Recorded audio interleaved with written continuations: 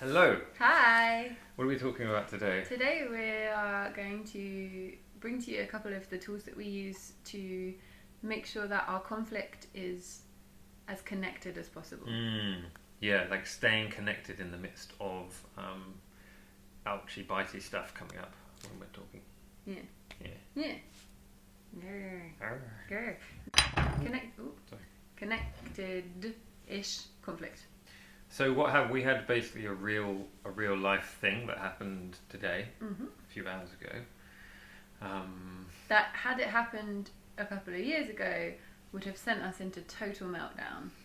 Yeah, it would have meant that the rest of the day we basically would have been in a stinker mood. That's our sign for stinker. Matthew's side for stinker, and I've kind of adopted it. And we wouldn't be talking to each other or like scowling at each other from the other side of the room. Yeah, there's a very real probability we wouldn't have spoken for the rest of the day, and that we would have had some very, very like tearful and tricky communication around it. And I think we would have found our way back to connection eventually, but we would have spent like a day or two kind of doing it. Whereas this time we caught it coming up very quickly. Which I guess would be tip number one. Catch it soon. Catch it when you spot it. Which for me happened in, the context of the conversation first is we were talking about the possibility of a project we want to do in the future that we were talking about 2 or 3 weeks ago, and we both got really inspired about it. And then today, as we were talking, it turned out that you had sort of taken that inspiration further and were still thinking big picture, and I'd gone a bit more like, actually I'm not sure, I'm still digesting that idea, and maybe I want to do something a bit smaller but kind of keep it on the back burner a bit. So this started to create a little bit of a feeling of like, we're pulling in different directions and some stuff coming in. Definitely. So one thing that has been really, really key for me, and it's still something I'm very much learning as I go, is this idea of like, notice the feeling, notice the trigger as soon as it crops up. Like, don't squish that shit down. Notice it and speak it. But like, I think for a while along my path, a while ago, speaking it looked like, hey, fuck you fucked at me. Yeah. Which is the kind of going into it, so it's one of the steps, but the step that we really like to keep in is to keep the connection. As well. Right. So the way we do that is by saying, I'm noticing this feeling. Right. So just out of curiosity, before I said anything about what I was noticing, did you notice yourself feeling anything in this example? I think I noticed the very beginnings of something. It was like really subtle. It was just like, like when something's on fire far away and you get like a very faint whiff of smoke on the breeze. Right. Because that's what I was sensing, there might be something there for you. And I was quite an intuitive partner. I'm very lucky in that respect. But also it's hard to know for sure, right? So I was like, do I say something? And I was like, well, I feel calm, so I'll just kind of keep the conversation going and keep an eye on it. And then there was a very particular point where in the conversation I suddenly noticed myself being like, okay, I'm a bit pissed off now. So at that point, because I was really monitoring myself a bit, I made sure to say, okay, when I say I'm feeling irked, I'm now feeling a bit irked. So I want to address that. Yeah. So Matthew, shouted fire first. Right. In this instance, and if he hadn't, I probably would have waited until I was a bit more clear on what my feelings were, and then I would have spoken them. Yeah. So it was like, okay, I'm starting to feel irked, and so part of that is I'm claiming my own feeling in that, rather than saying, what's going on with you? Like, you seem to be... Thanks. You seem to be the blah, blah, blah, blah. I was like, okay, my feeling is I'm feeling a bit this, and like, basically I don't want to lose connection with you, and I'm aware that could happen if we keep just talking about the practicals of this conversation. So it's like, and because it can be really like when the nervous system fight flight starts to kick in, even on a mind level, it can be really tempting, I think, to go into the like, well, I know we talked about it 2 weeks ago, but that was then, and like stuff's changed, and you might be like, yeah, but I thought like we were still on we this. made plans. Yeah, and that's what we could feel to start coming in. So, but as That's soon as that's the story. that's the story, and that's the kind of thing that can like hook you, I think, and want to defend your position. Yeah. So as soon as I notice that, like, for me, it's like, okay, actually the most important thing here is that we're staying connected. Because if we're trying to have a conversation about practicals when we're not connected in a relationship, it's like, what's the point? It's not going to go anywhere. Yeah, and that defensiveness is another really good sign that something's a little off. Like if I can feel that panic going on, and I can feel that I'm really like, I'm like fighting my corner. Like, what am I actually fighting against? This is a person who I love and care about very deeply, and we're having a conversation about, you know, a potentially really exciting project. Like, where's the fight coming from? And it's probably because there's some feelings down there that aren't being seen and aren't being addressed. At least in our experience. Yeah. That's definitely been the case. So, notice it and speak it as soon as you can in terms of, I'm feeling this. With the intention of staying in connection as opposed to attacking it. Yeah, don't weaponize that shit. Don't be like, can you imagine if you'd have been like, I'm irked, fuck you. Yeah, but It could, that I can mean, happen, right, yeah, can't it? it can. Why have you irked me? Yeah. I mean, there's a very big but sometimes subtle difference between like, I'm feeling irked and why have you irked me? The word irk has lost all of its meaning for me at this point. I mean, yeah, even in me saying I'm feeling irked, like there's still potential for you to read that as an attack. And so I guess that's your responsibility, I guess, in the conversation to... Oh yeah, know what's mine and know what's not mine. Yeah. So the other thing I was thinking when you were just talking was, for me, like part B of the conversation, was that I noticed as we spoke about it, and we were kind of in connection still, but I could feel like this other thing coming in, and this is a bit of a separate point, but it's like, okay, now because we're talking about this project and it feels like we're slightly diverging on it, we're in different places, I could feel myself, this part of me starting to panic a bit, going into panic mode, kind of irrationally from the conscious mind, but with like, oh my god, we're not on the same page, we want different things, you're trying to go into a different direction from me. Some part of my mind that is prone to panic starts kind of like wanting to run away, basically, and again, break connection, break relationship.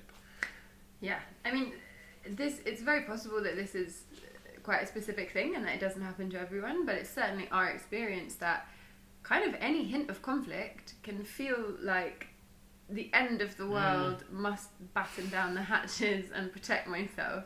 So and that can be as simple as like, we don't agree on the same peanut butter brand that we want to buy. Like, there can be a flavour of like, oh my god, why aren't we perfectly aligned?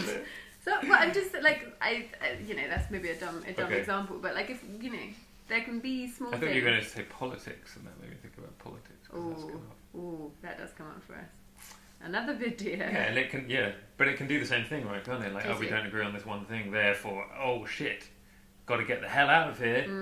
And again, I think for me, it's just kind of catching that and noticing and just being honest with it, like, rather than going into that behaviour and just sort of like turning away and being like, yeah, whatever, it's fine. Just being like, okay, my intention is to stay in a relationship. I'm feeling a bit of an urge to turn away because, like, part of me starting to panic because this actually quite trivial thing we're talking about is there, and I can see that on the surface, but there's another part of me which is responding in this panicked way. Just bringing that in, and I think as soon as we started talking about it, we could like stay in relationship like that. Yeah, totally.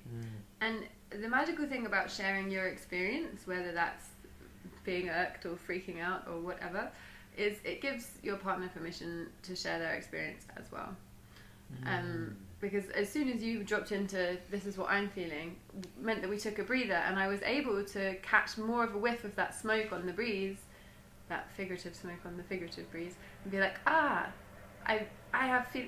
feeling sad, I'm feeling disappointed, and instead of bringing that into the conversation, I've been focusing on the practical side of things, and like the you said, I said, we said, rather than, oh, I'm feeling actually real deep sadness and disappointment about this thing. And as soon as I was able to voice that, like something shifted. And then it's really easy to have a conversation about the practicals, right? Yeah. Once we're in connection, Super easy. the rest just flows. It's like, oh, okay, we'll just work that out in the obvious way. Yeah. So that feels really good. Yeah, it really does. I would say, yeah, state it, share it, bring it up, and just have to have that little radar on: am I feeling connected? How am I feeling in myself? And am I including that? Yeah, I think that's the main thrust of what we were at today. And obviously, if your trigger is more intense than what we were feeling, like if it's a full blown fire rather than a little hint of something, maybe stop having the conversation, because it's so hard to get anywhere constructive if you're in your trigger space, right? Like in my experience, certainly, I've tried to been through tears and biting back, screaming like, no, let's keep doing this. It's kind of like trying to drive a car forward when you've got a 10-ton weight tied to the back of it. Like, you might go a tiny bit of the way, but it's quite a lot of struggle. Yeah, like trying to do that whilst also like juggling chainsaws or something. It's just like a mess.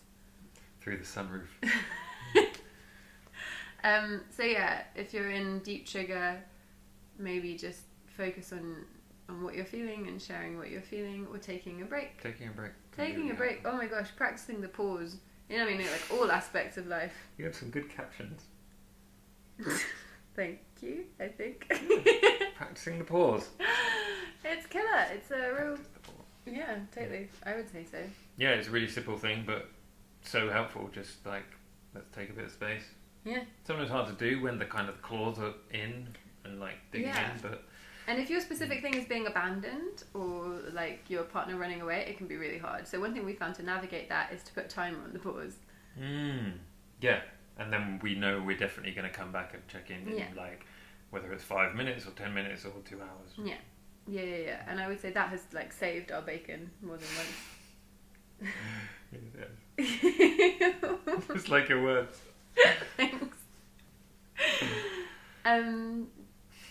Yeah, so and the other thing is if you did have a really deep trigger and something huge came up for you in the conversation, one thing that really helps for me is to come back to that quietly by myself.